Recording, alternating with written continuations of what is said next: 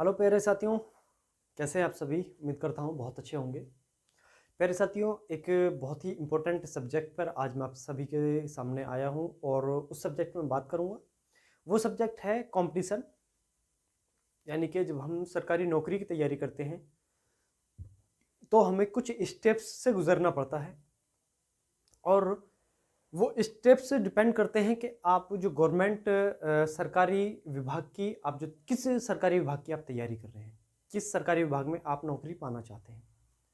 वो सरकारी विभाग पुलिस का भी हो सकता है, बैंक का भी हो सकता है, टीचर भी आप टीचिंग का भी हो सकता है, या कोई भी हो सकता है। आप पटवारी बनना चाहते हो, यानी कि हर एक जो विभाग होता है उसके उस विभाग में भर्ती होने के लिए कुछ आपको स्टेप से गुजरना पड़ता है। लेकिन उन सभी स्टेप्स में एक कॉमन स्टेप है हमारा, क्या? एग्जाम। क्या है? एग्जाम। यानी कि आप किसी भी विभाग की आप तैयारी करें, आपको एग्जाम जरूर देना होता है। बहुत सारे विभाग ऐसे हैं कि एग्जाम भी होता है, फिजिकल भी होता है, इंटरव्यू भी होता है, मेडिकल भी होता है। बहुत सारे विभाग ऐसे होते हैं जिनमें मेडिकल नहीं, फिजिकल नहीं होता, इंटरव्यू नहीं होता। यानी कि अलग अलग विभाग होता है, उनकी अलग अलग डिमांड्स होती हैं। तो मैं आज जो कॉमन है एग्जाम एग्जाम में बात करूंगा कि जब हम कंपटीशन की लाइन में उतरते हैं तो कंपटीशन का मतलब है कि कम से कम समय में ज़्यादा से ज़्यादा करना।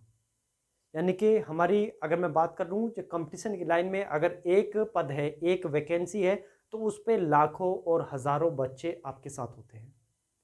यानी कि उन हज़ारों और लाखों बच्चों को आप पीछे छोड़ते हुए आपको सबसे आगे होना पड़ता है, सबसे ऊपर होना पड़ता है। तो उसके लिए आपको क्या करना पड़ता है? आपको कुछ स्टेप से गुजरना पड़ता है, यानी कि एग्ज़ाम आपको क्वालिफाई करना पड़ता है। और एग्ज़ाम क्वालिफाई करने के लिए हमको क्या होता है? हमको पढ़ना पड़ता है। हमको पढ़ना पड़ता है और उन सभी हज़ारों लाखों बच्चे से अच्छा पढ़ना पड़ता है, ताकि हम उन सबसे आगे हो जाए, उन सबसे ऊपर हो जाए। अब बहुत सारे बच्चे ऐसे होते हैं जो कम समय में बहुत अच्छा पढ़ते हैं और बहुत सारे बच्चे ऐसे होते हैं जिन्हें सालों लग जाती हैं और सालों तैयारी करने, यानी कि तैयारी करने में साल भी कई साल उनकी लग जाती हैं और फिर भी वो अच्छा नहीं कर पाते। और वो सब सिर्फ और सिर्फ दो ही चीज़ पे डिपेंड होता है, एक उनकी मेहनत। क्या? एक उनकी मेहनत और दूसरा उनकी बुक। कुछ बच्चे ऐसे हैं जो बहुत मेहनत करते हैं, बहुत मेहनत करते हैं, लेकिन उनके पास क्या नहीं है? उनके पास अच्छी बुक नहीं है। यानी कि वो अच्छी बुक्स के साथ नहीं पढ़ रहे, मेहनत बहुत करते हैं। कुछ बच्चे ऐसे होते हैं जिनके पास बुक तो बहुत अच्छी हैं, लेकिन वो क्या करते हैं? वो मेहनत नहीं करते। वो मेहनत क्या करें? मेहनत नहीं करते।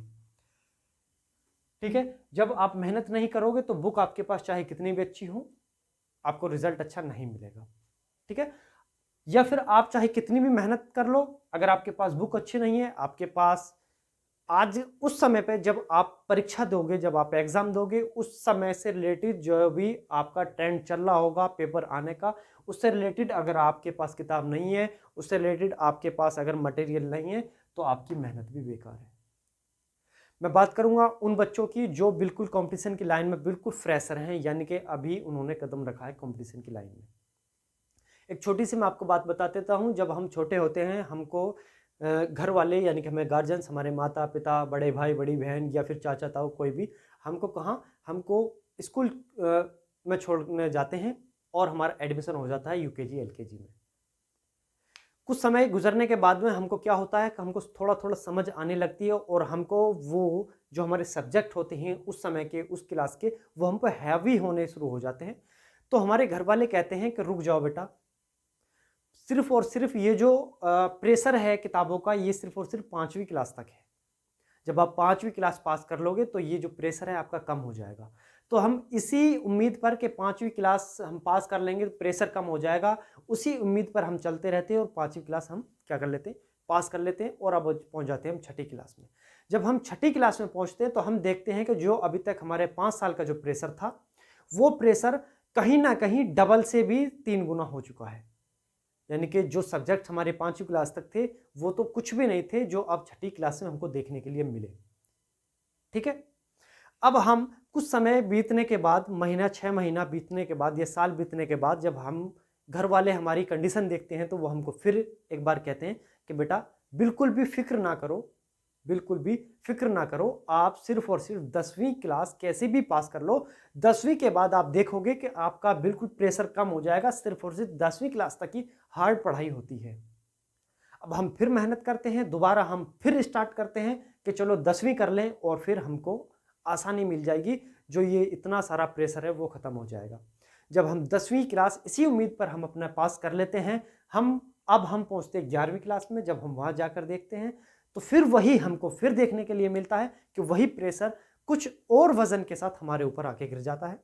अब हम फिर निराश होते हैं, फिर हम हताश होते हैं, तो घर वाले फिर हमको यही क्या देते हैं, यही हमको बात कहते हैं कि बेटा 12वीं क्लास के बाद तो पढ़ाई खत्म हो जाती है, सिर्फ और सिर्फ 12वीं क्लास तक की पढ़ाई होती है। 12वीं क्लास आप कर लो, आपकी पढ़ाई खत्म, फिर आप बिल्कुल आज़ाद। आप 12वीं के बाद आप जहाँ भी एडमिशन लोगे तो वहाँ केवल और केवल एक किताब और एक रजिस्टर ही लेके जाओगे, तो उसमें भी काम बहुत अच्छा लगता है फिर सुनने में। और इसी उम्मीद पर हम 12वीं क्लास भी पास कर जाते हैं, यही सोचकर कि अब हमको सिर्फ और सिर्फ एक रजिस्टर और किताब ही लेकर जाएंगे अब आगे को। लेकिन सबसे जो मेन जो कंडीशन हमारी जो आके फंसती है, जो सबसे मेन जो हम परेशानी में फंसते हैं, वो यही है 12वीं क्लास पास करना।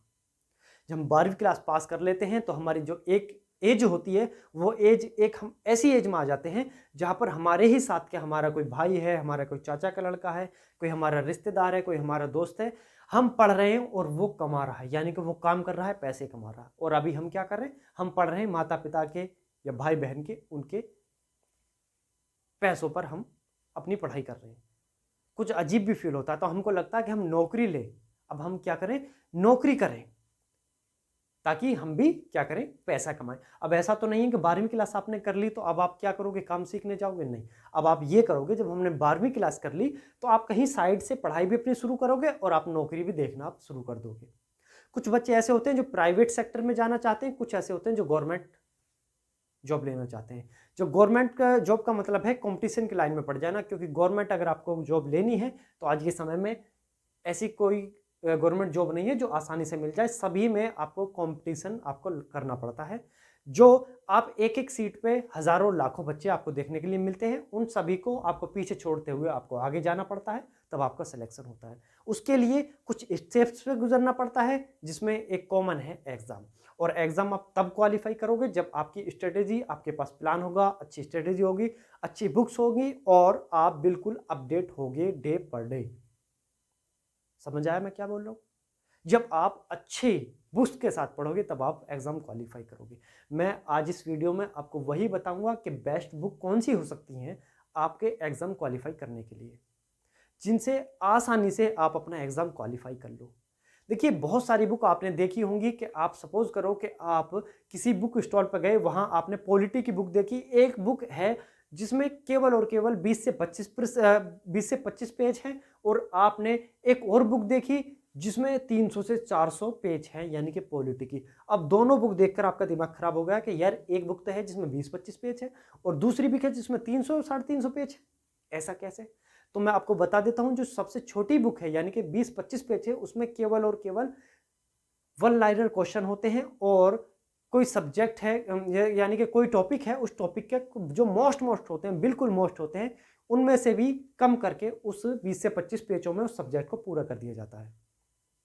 जहां आप 200, 250, 300 पेज की जो बुक देखोगे तो उसमें यह होता है कि टोटल आपका जो भी सब्जेक्ट है उस टोटल सब्जेक्ट को उसमें कवर कर दिया जाता है। ठीक है, तो हमको बेस्ट बुक के साथ में हमको पढ़ना है। मैथ की वही सेम मैथ है। देखिए, मैथ आपका किसी भी डिपार्टमेंट का आपकी एग्जाम हो, अगर मैथ आता हो तो मैथ का सिर्फ और सिर्फ क्वेश्चन की वैरायटी चेंज होती है, ना कि मैथ चेंज होता है। कुछ ऐसे होते हैं जिनमें मैथ के जो क्वेश्चंस होते हैं वो इजी होते हैं, कुछ डिपार्टमेंट ऐसे होते हैं जिसमें मैथ के जो क्वेश्चंस होते हैं वो हार्ड हो जाते हैं, लेकिन मैथ सब में सेम होता है। अब हार्ड और इजी को करने का सबसे बेस्ट तरीका है आपका रिवीजन, बार बार रिवीजन, और नंबर ऑफ क्वेश्चंस की वैरायटी बहुत सारी देखनी, लैंग्वेज पकड़ना। बहुत सारी बुक ऐसी आपको मिलेंगी जो हर एक चैप्टर तो उसमें होगा, लेकिन सिर्फ और सिर्फ टाइप बेस्ड आपके क्वेश्चंस होंगे, यानी कि एक टाइप का 1 या 2 प्रश्न। यानी कि अगर किसी चैप्टर के 10 टाइप हैं तो 20 या 25 प्रश्न दे दिए जाएंगे, यानी कि 2 या 3 हर टाइप के। और कुछ बुक ऐसी होती हैं जिसमें अगर 10 ही टाइप हैं तो एक टाइप के 50, 60, 70 प्रश्न। ऐसा नहीं है कि 50, 60, 70 प्रश्न एक जैसे, नहीं, बल्कि एक ही प्रश्न से कितने प्रश्न और बन सकते हैं, यानी कि लैंग्वेज कितनी बार बदल सकता है एग्जामिनर, वो सभी उन बुक्स में ऐड होते हैं। तो ऐसी बुक्स के बारे में बताऊंगा। मैं किसी बुक का प्रचार नहीं कर रहा हूं, मैं सिर्फ और सिर्फ आपके एग्जाम क्वालिफाई करने के लिए मैं आपको रास्ता बता रहा हूं कि आप किस रास्ते से चलकर आपकी आसानी से और जल्दी आप अपनी मंजिल पा सकते हैं, उसके लिए मैं आपके बात कर रहा हूं। ठीक है, तो चलिए देखिए, बहुत सारे एग्जाम ऐसे होते हैं जिसमें हिंदी आती है और बहुत सारे एग्जाम ऐसे होते हैं जिसमें हिंदी नहीं आती। तो जिसमें हिंदी आती है तो हिंदी के लिए मैं उन बच्चों के लिए मैं इस बुक के लिए कहूँगा, ये आदित्य पब्लिकेशन की बुक है हिंदी वस्तुनिष्ठ, जो कि बेस्ट बुक है। और मैं मानता हूं आज के समय में इससे बेस्ट कोई बुक नहीं है, कोई बुक इससे बेस्ट नहीं है। तो आप इस बुक को जरूर लें। इसकी पहचान है, वाइट इसका कवर है और ऊपर लिखा हुआ है ब्लू में, वाइट में, वस्तुनिष्ठ सामान्य हिंदी। और जो प्रकाशन है वो आदित्य प्रकाशन है, वस्तुनिष्ठ सामान्य हिंदी। इस बुक के लिए इसमें बहुत ही इसको मैं बेस्ट क्यों कह रहा हूँ, इसलिए कह रहा हूँ कि आप जो हिंदी के आप अदर बुक देखोगे तो उनमें क्वेश्चंस गलत बहुत सारे मिलेंगे। ऐसी बात नहीं है कि इसमें नहीं है, लेकिन इसमें बहुत ही कमी के साथ में गलत क्वेश्चन है, यानी कि काफ़ी हद तक इसमें करेक्शन किया गया है, काफ़ी हद तक इसमें सुधार किया गया है इस बुक में। और इसकी एक खूबी और है कि आपका जो भी चैप्टर है उसको पूरी तरह से डिफाइन किया गया है, यानी कि अच्छी तरह समझाया गया है। और समझाने के बाद में इसमें लगभग 200 से 250 प्रश्न आपकी प्रैक्टिस के लिए भी इसमें ऐड किए गए हैं हर एक चैप्टर में। यानी कि आप पहले उसको थ्योरी को पढ़ो, थ्योरी को समझो, उसको पूरी अच्छी तरह से उसको दिमाग में उतारो, उसके बाद में आप अपने उसी चैप्टर की प्रैक्टिस करो। तो इसका ये भी फायदा है। तो हिंदी जिन हमारे भाई या बहन जिन्होंने ऐसे एग्जाम की तैयारी कर रहे हैं जिसमें हिंदी आती है, तो इस बुक को ले। ठीक है, ये बुक मैं बता रहा हूँ आपको, बहुत शानदार बुक है। इसके अलावा मैं अब बात करता हूँ रीजनिंग की। देखिए, रीजनिंग एक ऐसा सब्जेक्ट है, आपका जिस भी डिपार्टमेंट में आप तैयारी कर रहे हो, अगर उसमें रीजनिंग आती होगी तो रीजनिंग जो होती है वो 100 के 100%, यानी कि आप उनको क्वेश्चन को सही कर सकते हो। अगर किसी परीक्षा में 10 प्रश्न रीजनिंग के आ रहे हैं तो ये गारंटी के साथ मैं कह सकता हूँ कि अगर आपकी तैयारी है तो 10 में से 10 ही आप सही कर सकते हो। उसके लिए बेस्ट बुक, इससे बेहतर मैं कह सकता हूँ कोई बुक नहीं है, यानी कि रीजनिंग की पीयूष वार्ष्णेय सर है, इनकी ये बुक है। इन्हीं की देखरेख में बहुत ही शानदार तरीके से इस बुक को बनाया गया है और इनका दावा है कि इस बुक में कोई भी गलती नहीं है, 0.1% भी इसमें कोई मिस्टेक नहीं है। बहुत ही अच्छी तरह से इस बुक को बनाया गया है। और इस बुक की एक खास बात यह है कि इस बुक की जो चैप्टर की जो लैंग्वेज है, जो भाषा है, जो आम बातचीत होती है हमारी, वो उसी टाइप में इसमें समझाया गया है चैप्टर को। यानी कि किसी टीचर की भी जरूरत नहीं पड़ेगी आपको इस बुक को करने के लिए। आप जैसे जैसे पढ़ते चले जाओगे ऐसा लगेगा जैसे खुद टीचर सामने आपके बैठा हुआ है और आपको समझा रहा है। जैसे मैं आपको बोल रहा हूं ना, बिल्कुल ऐसा समझ लीजिए, ऐसे ही इस बुक में सब कुछ दिया गया है। तो इस बुक को ले, रीजनिंग की बुक है, बहुत ही शानदार बुक है। और इसमें हर एक टाइप को कवर किया गया है, वो टाइप जो आमतौर पर आज का जो ट्रेंड है, जो एग्जाम में पूछी जाती है वो टाइप, या जिनके आने की संभावना है काफी हद तक, वो भी इसमें ऐड की गई है। और हर एक टाइप के बहुत सारे प्रश्न दिए गए हैं, बहुत सारे, हर एक टाइप को अच्छे से कवर किया गया है। और आप जब देखोगे कि आपका कोई भी चैप्टर है, यानी कि सपोज करो कि आपने इसमें रैंकिंग का आपने चैप्टर किया, किसका, रैंकिंग, आपने रैंकिंग का इसमें चैप्टर किया, और जब आप रैंकिंग के चैप्टर में कहां पहुंचे, लास्ट के प्रश्न पर पहुंचे, लास्ट के क्वेश्चन पर पहुंचे, कहां पहुंचे, लास्ट के क्वेश्चन पर आप रैंकिंग के इस चैप्टर में पहुंचे, तो आप ये देखोगे जैसे घर में पोंछा लगता है ना, झाड़ू लगती है और सारी गंदगी बाहर हो जाती है, इसी तरह से आप देखोगे कि बिल्कुल हमारा 100% वो जो हमारा रैंकिंग का जो चैप्टर था वो कवर हो चुका है। यानी कि ऐसा आपको फील होगा कि अब दुनिया के किसी भी एग्जाम का, रीजनिंग का, रैंकिंग का, आप दुनिया के किसी भी एग्जाम का क्वेश्चन मुझे लाके दे दीजिए और उसका आंसर मैं आपको निकाल कर दूंगा। यानी कि इतना कॉन्फिडेंस ये बुक आपके साथ में देगी, ये बना देगी इतना कॉन्फिडेंस आपके लिए। ठीक है, तो ये था रीजनिंग। इसके अलावा मैं बात करूंगा मैथ की। देखिए, मैथ, बहुत सारे मैथ आपको मार्केट में देखने के लिए मिलेंगे, लेकिन एक ये मैथ है डॉक्टर एस डी यादव सत्यम का। इस मैथ की खूबी है कि जो भी चैप्टर है उसको टाइप वाइज डिवाइड किया गया है और हर टाइप को बहुत अच्छे से समझाया गया है और हर टाइप के 4, 5, 6 प्रश्न भी इसमें दिए गए हैं। इसके अलावा प्रैक्टिस के लिए भी बहुत सारे प्रश्न इसमें दिए गए हैं। ठीक है, हर एक क्वेश्चन को ट्रिक वाइज भी समझाया गया है, यानी कि जो बिल्कुल बेसिक से अपना शुरू करना चाहते हैं तो वो इस बुक को ले सकते हैं। बहुत अच्छी बुक है, स्टार्टिंग आप इससे करें। इसके अलावा देखिए बुक जो हमारी मैथ की होती है, कुछ बुक छोटी होती है, ये इतनी मोटी बुक है। बहुत सारी बुक इससे कम मोटी होंगी और बहुत सारी बुक इससे बहुत ज़्यादा मोटी होंगी। इसका मतलब ये नहीं है कि जो कम मोटी हैं उनमें चैप्टर कम है, नहीं, बल्कि उसमें चैप्टर तो पूरे हैं लेकिन नंबर ऑफ क्वेश्चंस कम है। अब इसी के साथ एक बुक और है, मैं इसको दिखा दे रहा हूँ, मैथ की बुक जो एसएससी मैथमेटिक्स आप ये देख रहे होंगे। इसमें लगभग 10,000 प्रश्न है। राकेश यादव की ये बुक है, एसएससी के लिए इन्होंने बनाई हुई है। लेकिन मैं ये कह रहा हूँ एसएससी हो या फिर आपका पुलिस का एग्जाम हो या किसी स्टेट का हो या सेंट्रल गवर्नमेंट का हो, अगर मैथ आता होगा तो सब में मैथ होता है। ये नहीं है कि एसएससी का अलग होता है, पुलिस का अलग होता है और बैंक का अलग होता है। हाँ, इतना ज़रूर है कि जो क्वेश्चंस की वैरायटी होती है, यानी कि किसी एग्जाम में मैथ के क्वेश्चन जो आते हैं किसी में इजी हो जाता है, किसी में हार्ड हो जाता है। जैसे अगर आप पुलिस की मैं बात कर लेता हूँ, कांस्टेबल में अगर मैथ आएगा तो इजी आएगा और सब इंस्पेक्टर का अगर पूछा जाएगा तो थोड़ा हार्ड हो जाएगा उस हिसाब से। लेकिन हाँ, इसमें ये फ़ायदा है कि जो चैप्टर हमारे इस बुक में थे, सत्यम की बुक में थे, इसमें डॉक्टर एस.डी. यादव की में, वही सेम चैप्टर इसमें होंगे, लेकिन इसमें नंबर ऑफ क्वेश्चंस कम है और इसमें नंबर ऑफ क्वेश्चन ज़्यादा है। इसमें यह होगा कि आप जब तैयारी करोगे तो आपका जो भी डाउट है इसमें क्लियर हो जाएगा। एक प्रश्न से कितनी लैंग्वेज चेंज करके कितने प्रश्न बनाए जा सकते हैं वो सब इसमें दिया गया है। तो मेरा कहना, मेरा जो आपके लिए मशवरा है, जो सलाह है, वो यही है कि आप इस बुक को आप अपनी तैयारी करें इस बुक के साथ में। इससे क्या होगा? इससे ये होगा कि आपको ये समझ आ जाएगा कि एग्जामिनर कितनी तरह से क्वेश्चन को की जो लैंग्वेज है उसको चेंज कर सकता है, बदल सकता है। ठीक है, आप क्वेश्चंस को पकड़ने की आपके में इतनी पावर आ जाएगी कि आप क्वेश्चंस की लैंग्वेज को समझ सकते हो।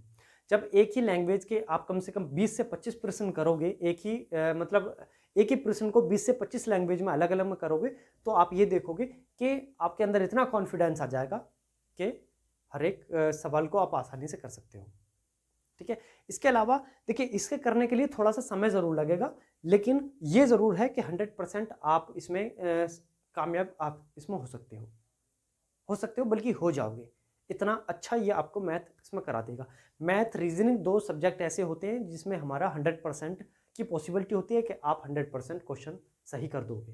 यानी कि अगर जितने भी क्वेश्चन आएंगे एग्जाम में वो सभी के सभी आप सही कर सकते हो। ठीक है, इसके अलावा हमारा अब आ जाता है क्या? जीके। क्या आ जाता है? जीके। ठीक है, जनरल नॉलेज। जनरल नॉलेज की मैं बात कर लेता हूं। जनरल नॉलेज में कुछ सब्जेक्ट होते हैं, जैसे सबसे पहले मैं बात कर लेता हूं पॉलिटी। क्या? पॉलिटी। इसके अलावा मैं बात कर लेता हूं क्या? इकोनॉमिक्स। इकोनॉमिक्स। इसके अलावा मैं बात कर लेता हूं हिस्ट्री। ठीक है, इसके अलावा जियोग्राफी। ठीक है, और साइंस। ठीक है, ये 5 सब्जेक्ट आपके हो गए। और इसके अलावा एक और आता है, वो है करंट अफेयर।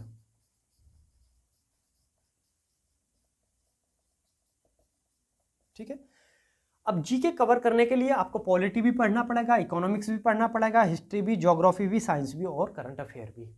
जो हमारी जीके होती है, जीके का जो एक एरिया होता है, क्षेत्रफल होता है, वो बहुत बड़ा होता है और उसको कवर करना मैं कह सकता हूं कि नामुमकिन है। आप जीके को कवर ही नहीं कर सकते। हाँ, लेकिन एक हद तक आप इतनी तैयारी कर सकते हो कि आपके जो एग्जाम में जो क्वेश्चन आएंगे उसे काफ़ी हद तक आप कर सकते हो। 100% मैं कह सकता हूं कि अगर किसी भी एग्जाम में अगर आपके 50 प्रश्न आ रहे हैं किसके? जीके के, तो आप 50 के 50 आप प्रश्न नहीं कर सकते, ये मैं कह सकता हूँ।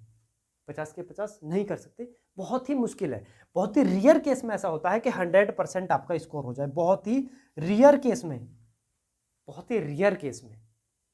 ठीक है, वरना हाँ मैं इतना जरूर कह सकता हूं कि 50 में से 40 हो जाए, 45 हो जाए, 47 हो जाए, यानी कि 100% नहीं हो सकते। मैं कह सकता हूँ 90 से 99% तक भी आप कर सकते हो, लेकिन 100% नहीं कर सकते जीके में। लेकिन उस सभी को कवर करना, अगर आपको हमको 90 से 99% तक भी जाना है तो हमको ये सभी हमको कवर करने होंगे। अब इनको कवर कैसे किया जाएगा? इनको कवर किया जाएगा हमको एक ऐसी बुक लेकर, या तो हम कोई एक ऐसी बुक ले लें जिसमें सभी सब्जेक्ट हों, या फिर हम अलग अलग सब्जेक्ट की अलग अलग बुक ले लें। कुछ बच्चे ऐसे हैं जो बिल्कुल फ्रेशर हैं, अभी कंपटीशन की लाइन में उतरे हैं, तो उनके पास काफ़ी समय है। उन बच्चों के लिए मैं एक मेरी तरफ से मशवरा है कि आप जो जीके के लिए तैयारी करें वो एनसीईआरटी से आप अपनी तैयारी करें। एनसीईआरटी का मतलब है एक बेसिक बिल्कुल आपका हो जाएगा। और जो एनसीईआरटी करे वो 6ठी क्लास से आप स्टार्ट करें 12वीं क्लास तक। एनसीईआरटी आपका बेसिक क्लियर करेगी, आपको ये समझने की शक्ति देगी कि जीके आखिर होती क्या है। ठीक है, अगर सपोज करो फॉर एग्जांपल मैं बात कर लेता हूं कि ताजमहल कहाँ है, कि ताजमहल कहाँ है, ताजमहल कहाँ है। एक बुक ऐसी होती है जो सिर्फ और सिर्फ इस प्रश्न का आंसर दे देगी कि ताजमहल कहाँ है, आगरा में है। और एक बुक ऐसी होगी जो इससे रिलेटेड इतने सारे फैक्ट आपको बता देगी, इतने सारे फैक्ट आपको बता देगी कि एक ही प्रश्न के कम से कम 50 जानकारी और दे देगी। तो हमको ये बेस्ट है या फिर ये बेस्ट है, तो हमको ये सबसे बेस्ट है। हो सकता है कि ये ना पूछे कि ताजमहल कहाँ है, हो सकता है कि ये पूछ ले कि ताजमहल किसने बनवाया। और एनसीईआरटी की एक खूबी और है कि जो हमारे जो चैप्टर होते हैं उनको ऐसा समझो जैसे कहानी उसमें लिखी हुई है, और कहानी के हिसाब से हमको पढ़ना पड़ता है। सब कुछ उसमें कवर होता है, बहुत अच्छे से आपकी तैयारी हो जाएगी। हम देखते हैं कि जब हम यूपीएससी, भारत के अंदर जो सबसे बड़ा सरकारी विभाग का जो एग्ज़ाम है वो यूपीएससी है, और यूपीएससी की जो तैयारी होती है वो एनसीईआरटी से होती है। जो यूपीएससी की जो तैयारी करते हैं बच्चे वो एनसीईआरटी से ही करते हैं, तो वही मैं आपको मशवरा दे रहा हूं कि आप एनसीईआरटी से ही अपना स्टार्ट करें।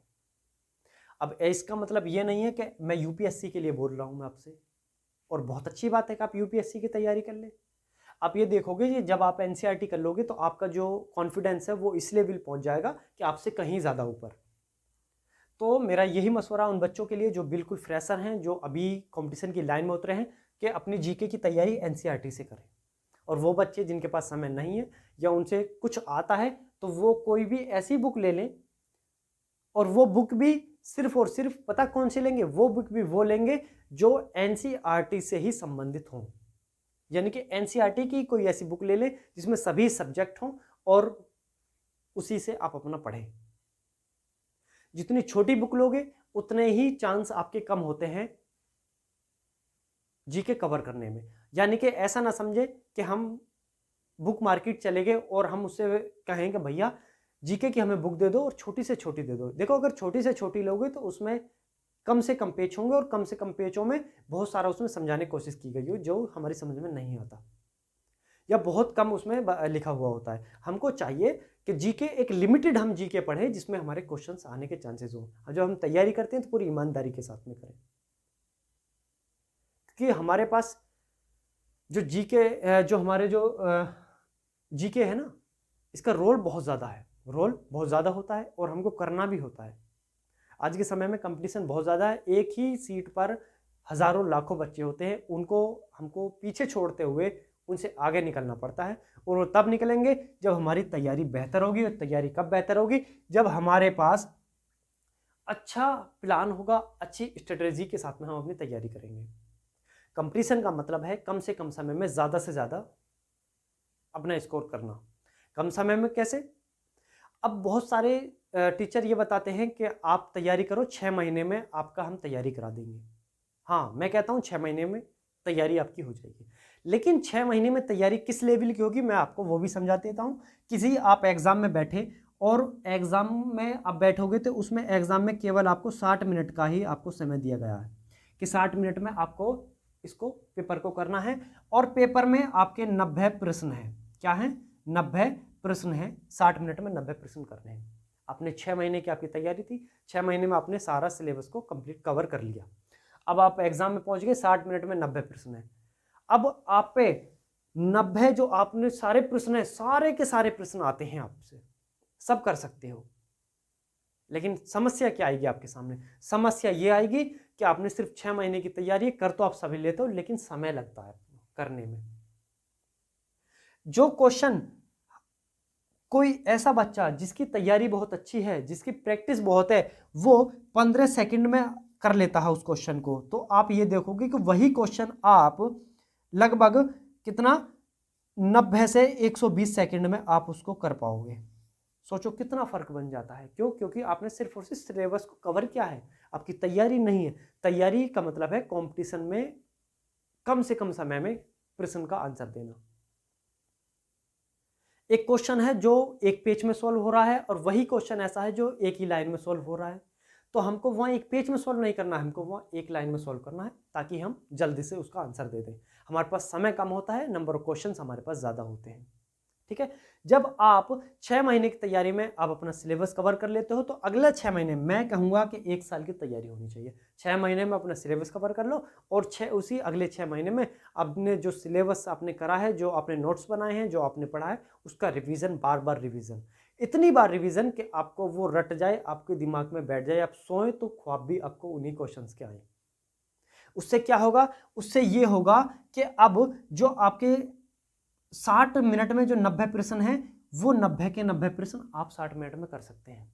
लेकिन अगर आपकी 6 महीने की तैयारी है, केवल और केवल आपने रिवीजन किया है, तो आप 90 के 90 प्रश्न तक कर लोगे, लेकिन 60 मिनट में नहीं, बल्कि 120 मिनट में।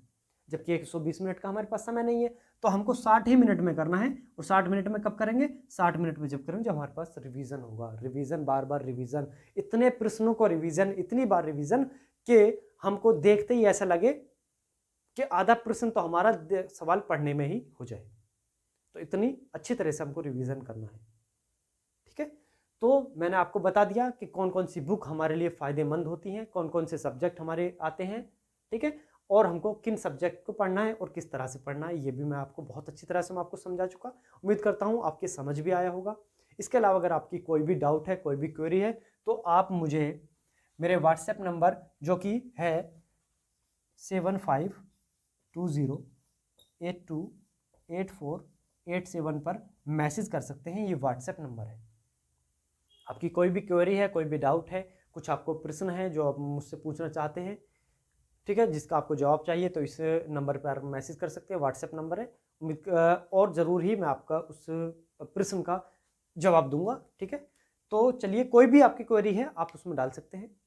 अगर मैं उस सवाल का जवाब दे सकता हूं तो बिल्कुल दूंगा, नहीं अगर दे सकता तो उसको ढूंढूंगा, उस आपके सवाल का जवाब तब आपको लाके दूंगा। ठीक है। लेकिन दूंगा जरूर उस सवाल का जवाब। ठीक है। तो चलिए, बहुत बहुत शुक्रिया वीडियो में अंत तक बने रहने के लिए। चैनल पर नए हैं तो चैनल को सब्सक्राइब कर लीजिए। इस चैनल पर आपको बहुत ही सारी जानकारियां और बहुत सारे कुछ कभी कभी मैं टॉपिक भी डालता रहता हूं बना के वीडियो, तो वो सभी इस पर मिलेंगी।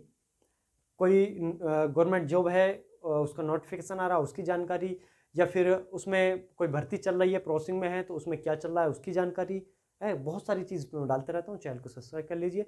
नौकरी 24 आपके चैनल का नाम है। यार दोस्त, आप सभी के पास इसको शेयर करें, अपने सभी ग्रुपों में शेयर करें। ठीक है। तो चलिए, बहुत बहुत शुक्रिया आपका, धन्यवाद। मिलते हैं अगली